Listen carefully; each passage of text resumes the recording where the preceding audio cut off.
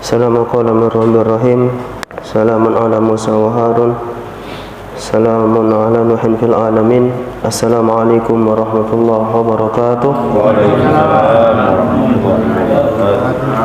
Innal hamdalillah nahmaduhu wa nasta'inuhu wa nastahdihi wa nastaghfiruh wa na'udzu billahi min shururi anfusina wa min sayyiati a'malina may yahdihillahu fala mudilla lahu wa may yudlil fala hadiya lahu wa asyhadu an la ilaha illallah wahdahu la syarika lahu wa asyhadu anna Muhammadan abduhu wa rasuluh.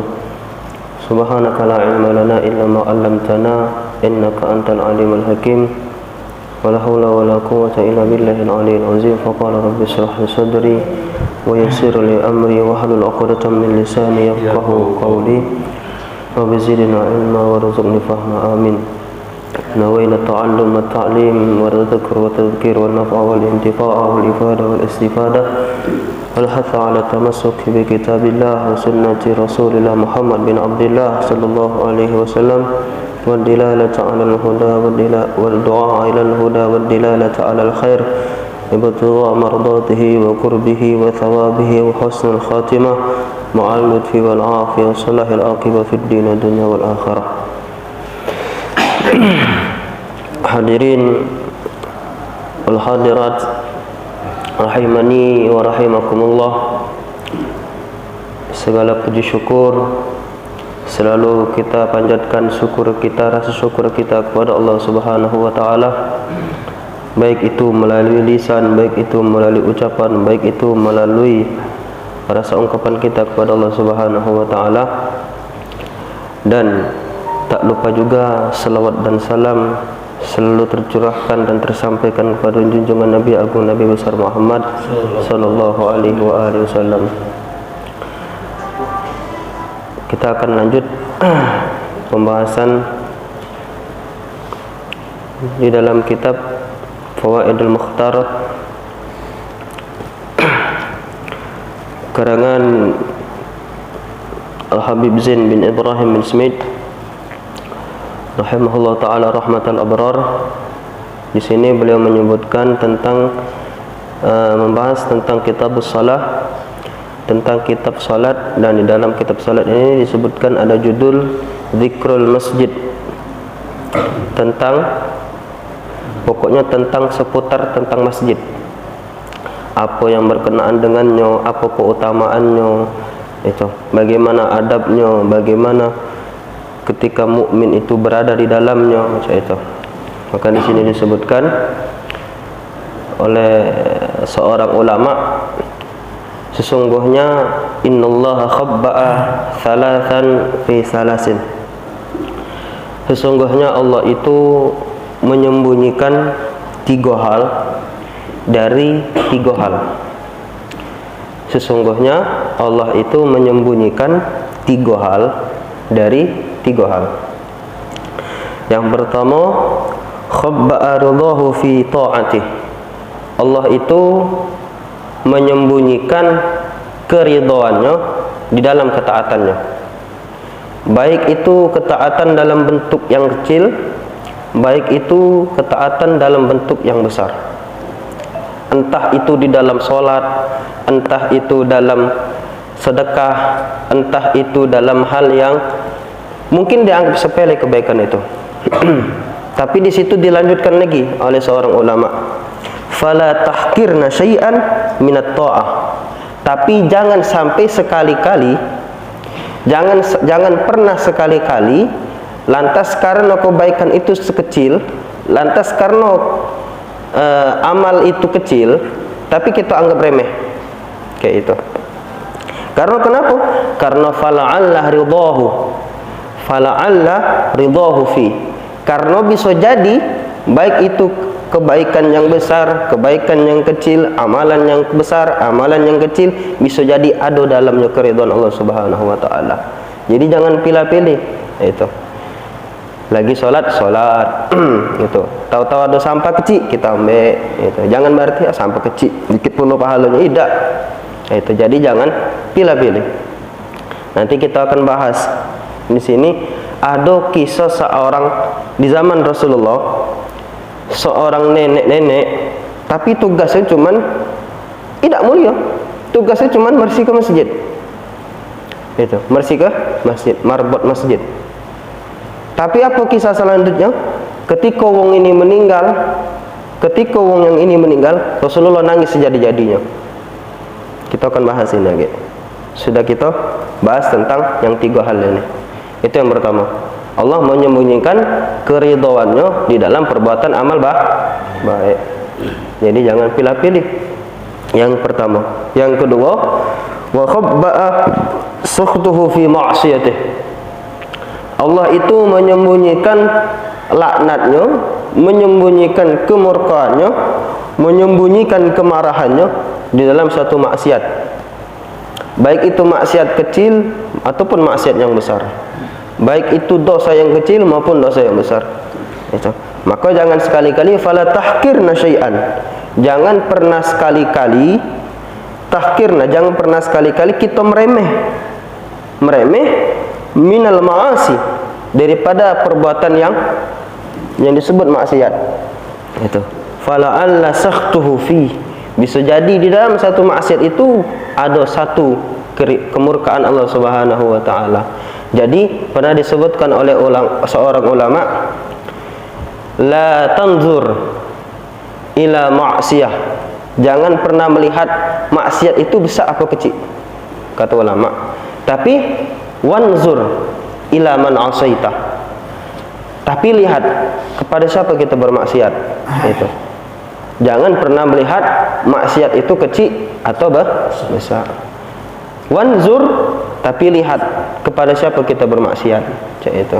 Agar supaya kita ini tidak pernah meremehkan maksiat. Itu salah satunya di dalam 3 hal tadi.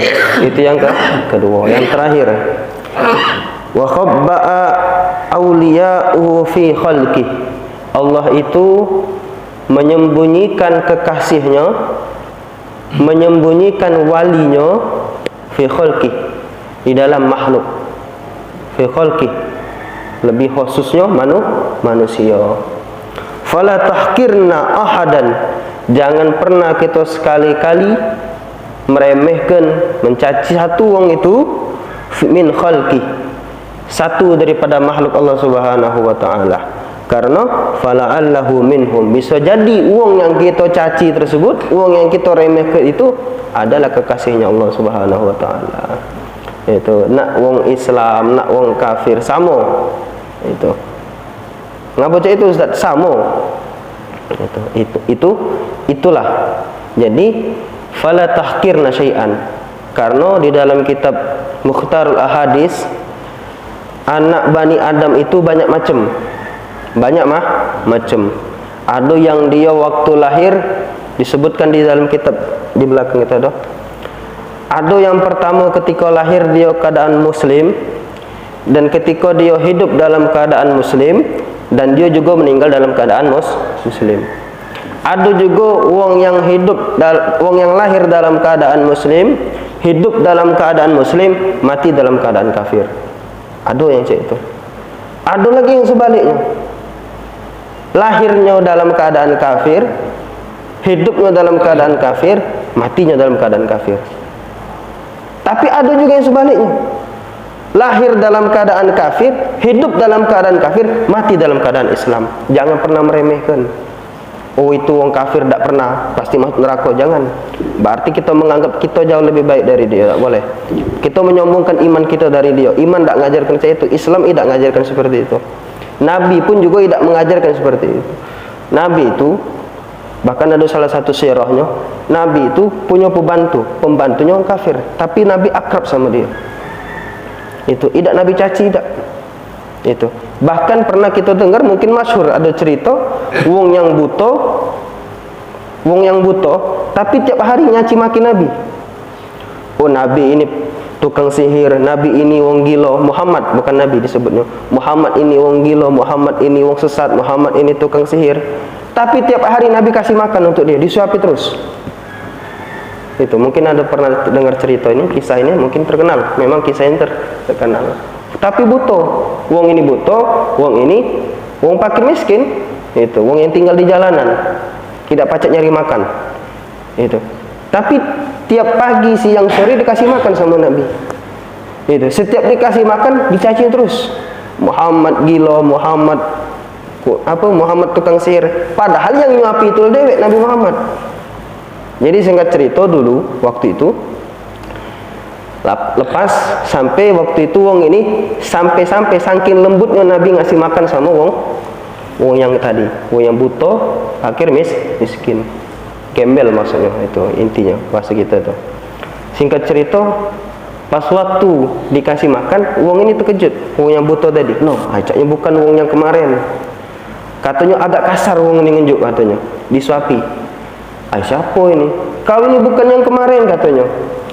Kau ini bukan yang kemarin, katanya. Siapa kau, kata? Wong yang gembel tadi, buta dia.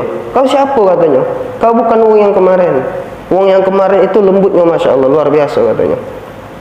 Akhirnya apa? Siapa? Ternyata siapa? Oh, dalam suatu kisah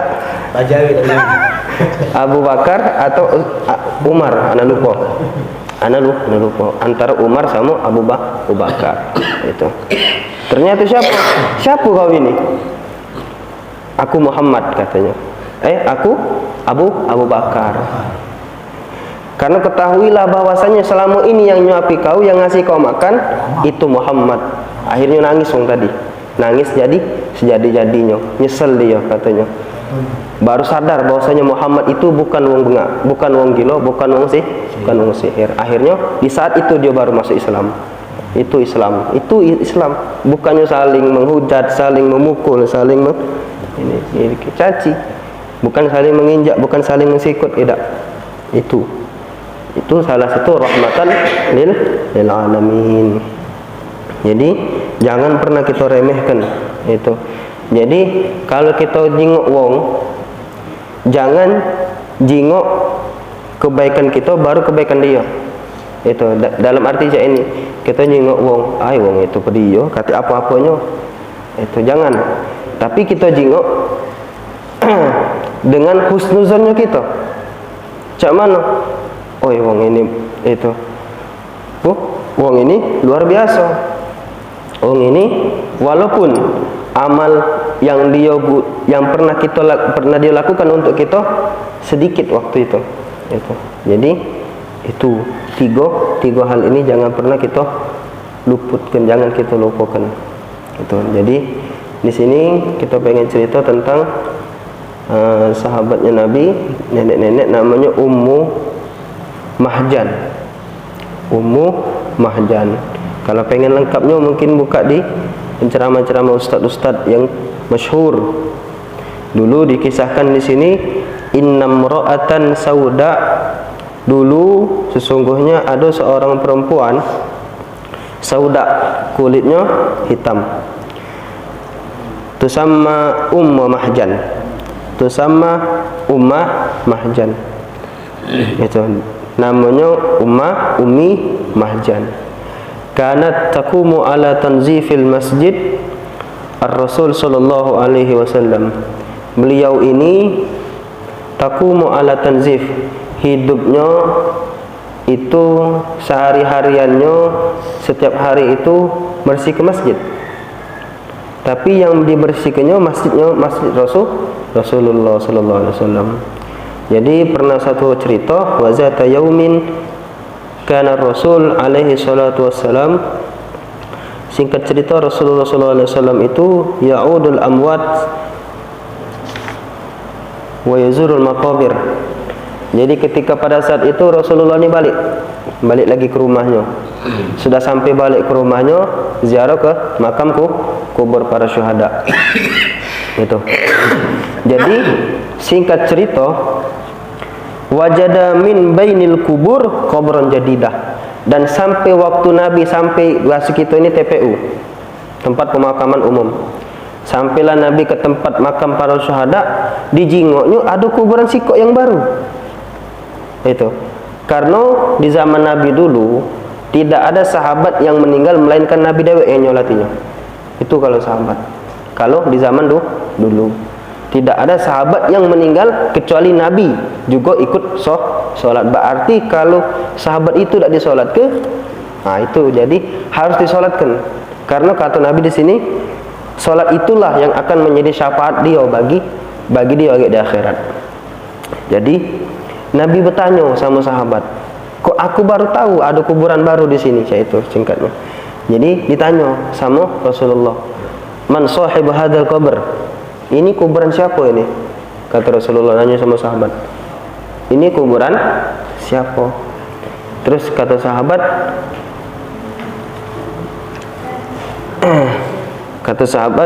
ya Rasulullah, innahu qabru ummi mahjan.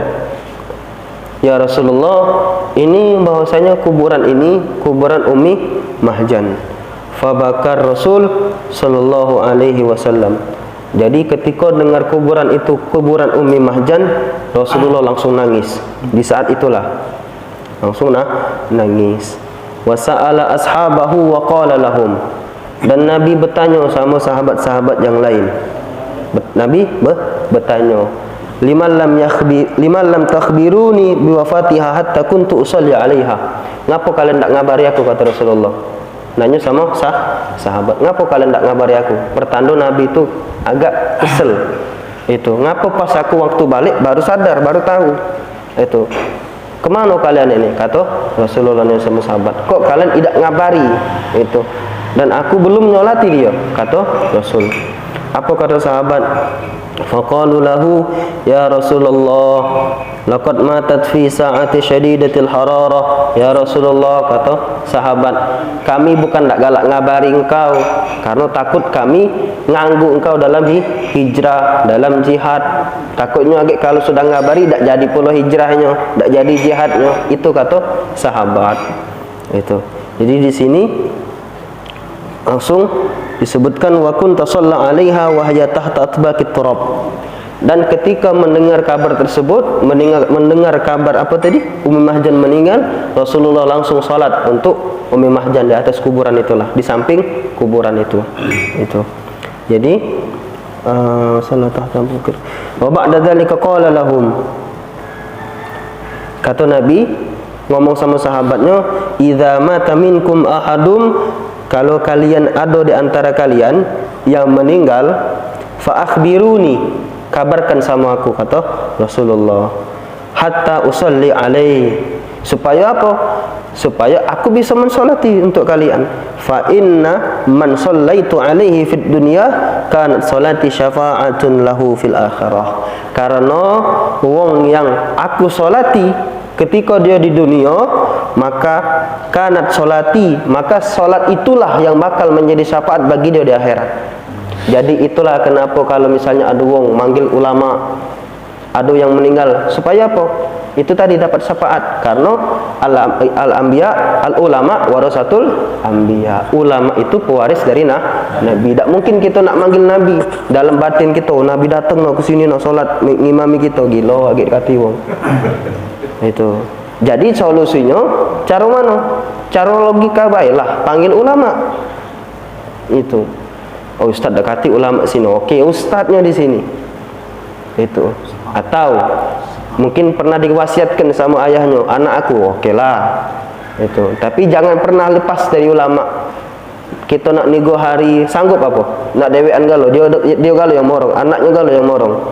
Yang bakal talkinnya, yang bakal nguburinya, yang bakal ngafaninya, yang bakal mandinya. Sanggup apa anak dewean? Tak bakal sanggup. Itu kan? Jadi itulah. Jadi kata Nabi, karena sesungguhnya solatku untuk kalian di dunia, itulah bakal lagi yang menjadi syafaat di akhirat. Kata Rasul. Wa ba'da zalika nada ala ummi Mahjan wa hiya tahta turab wa qala lahum. Ini saking mulianya Ummi Mahjan, dikasih salam sama Rasulullah. Dikasih salam sama Rasulullah di kubur itu. Assalamu alayki ya Ummi Mahjan. Assalamu alayki ya Ummi Mahjan. Kata Rasulullah. Itu waktu di kubur ini, waktu di kubur. Assalamu alayki ya Ummi Mahjan. Terus Nabi bertanya, ayul a'mali wajadti afdal, ayyul a'mali wajadti afdal. Amalan apa? Kata Nabi bertanya ini. Rasulullah bertanya sama Ummi Mahjan, amalan apa yang ketika engkau di alam kubur engkau mendapatkan amalan itu jauh lebih afdal dari yang lain? Kata Nabi Muhammad nanya sama Ummi Mahjan. Dan ketika pada saat itu Nabi bertanya, di sini disebutkan wasamatan nabiyyu liyatalaqal ijabah, dan Nabi hendak diam menunggu jawaban dari Ummi Mahjan. Itu. Wa ba'da dzalika qala li ashabi. Tak lama dari itu Nabi dapat jawabannya. Dan Nabi Muhammad langsung ngabar ke dengan sahabat. Terus apa kata Nabi Muhammad? Innaha taqul. Tadi aku bertanya sama Ummi Mahjan, amalan apa yang jauh lebih afdal di hadapan Allah Subhanahu wa taala? Terus Ummi Mahjan jawab apa kata Nabi Muhammad? Lam ajidu afdalu indallah min tanzifil masajid. Itu. Lam ajid afdala indallah min tanzifil masajid. Tidak ada, kata Ummi Mahjan ini, tidak ada aku dapati amalan yang jauh lebih afdal di sisi Allah melainkan cuman bersih ke masjid. Jadi marbot masjid. Itu besar pahalanya di hadapan Allah. Lam ajidu afdala indallah min tanzifil masajid. Tidak pernah aku dapati amalan yang lebih berharga, amalan yang lebih mulia, amalan yang lebih utama, melainkan aku cuman menjadi tukang marbot masjid. Musola masuk juga boleh ya? Gitu. Musola? Boleh juga. Iya. Iya. Babak dazalika qala Nabi, dan sudah daripada itu Nabi lanjut ke lagi omongannya. Innallaha tabaraka wa ta'ala banalaha baitan fil jannah. Dikabarkan sama Nabi Ummi Mahjan itu keadaan cak mana di alam kubur. Apa kata Nabi? Kira-kira Nabi pernah tak bohong? Tidak akan pernah bohong. Jadi kalau ada yang masih tak percaya dengan ini, sudah, tidak usah ditanya lagi, berejolah dia. Itu urusan dia itu. Jadi Nabi di sini pernah ngomong, Innallaha tabaraka wa ta'ala, sesungguhnya Allah yang maha suci dan maha tinggi, banalaha baitan fil jannah, membangun surga, membangun rumah, membangun istana untuk Ummi Mahjan di dalam surga. Kata Rasulullah, keadaannya di alam kubur. Arohal an jalisatun fihi, dan aku sekarang tengok Ummi Mahjan lagi duduk di alam surga. Cuman gara-gara bersih ke masjid. Ummi Mahjan itu ada lakinya. Emak lelaki. Itu. Jadi itulah, jangan pernah kita meremehkan kebaikan, walaupun kebaikan itu kita anggap cuman bersih ke masjid, cuman bersih ke lingkungan tempat apa nih? Bersih ke WC. Tempat bersih ke WC, tempat lingkungan sekitar. Jangan pernah kita remehkan. Itu. Nah, pertanyaannya, itu salah satu bentuk memakmurkan masjid, memakmurkan rumah Allah. Cak mana kalau kita solatnya solat di masjid, solatnya solat di musola, ngajinya ngaji di musola, baca doanya di musola. Ada 3 hari, 7 hari, 40 hari ngajinya di musola. Cak mana yang cak itu? Itu.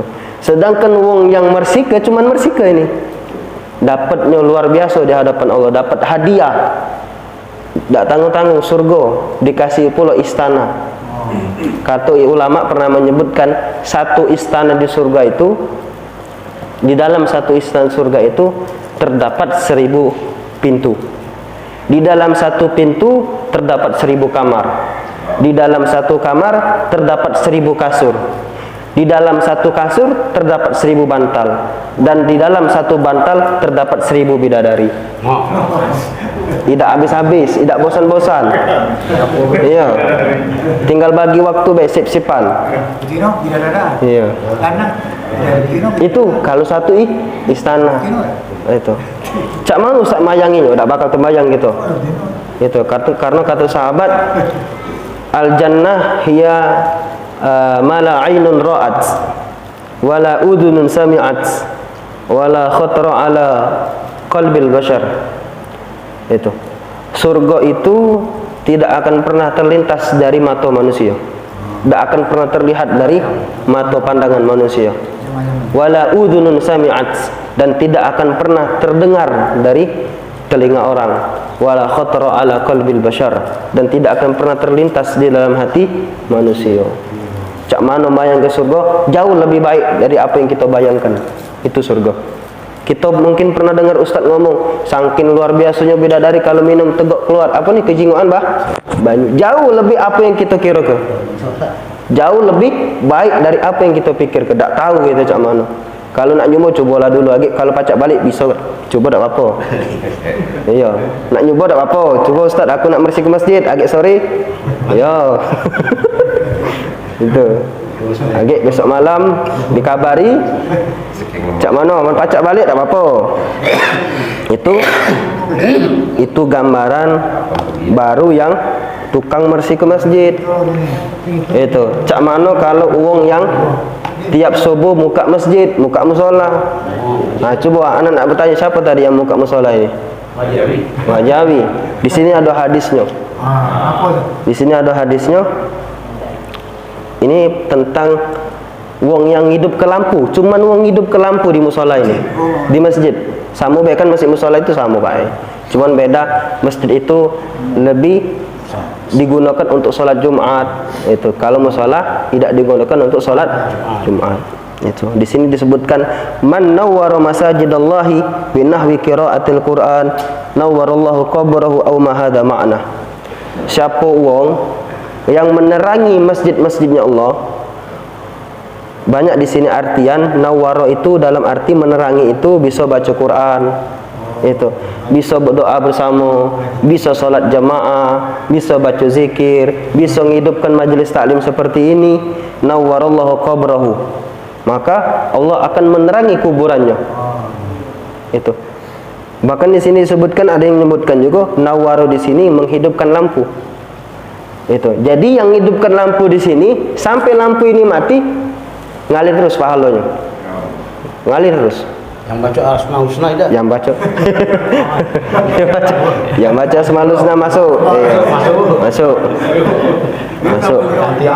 Inti dari inti kita itu minimal jangan tidak katik berpartisipasi untuk masjid. Itu. Tidak katik dapat, kita bukan bagiannya bersih ke masjid, bagian donasi masjid. Tidak pacak, aku tidak pacak donasi masjid, tidak pacak bersih ke masjid, bagian makmur ke masjid.